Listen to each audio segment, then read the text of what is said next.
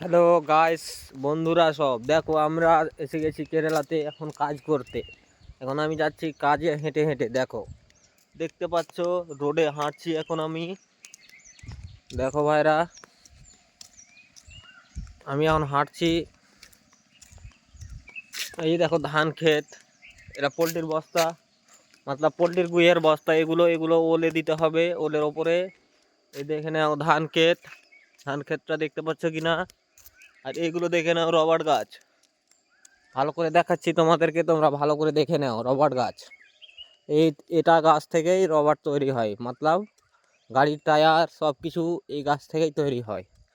এই দেখে নাও রবার গাছ। চলো বন্ধুরা, দেখাচ্ছি আমরা এখন কোনখানে যাব, দেখা যাক।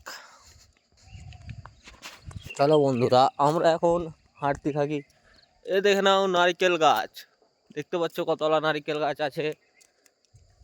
দেখো, এইগুলো হচ্ছে রবারের গাছ, কতগুলো পুরা রবারের গাছ লাগা আছে। দেখো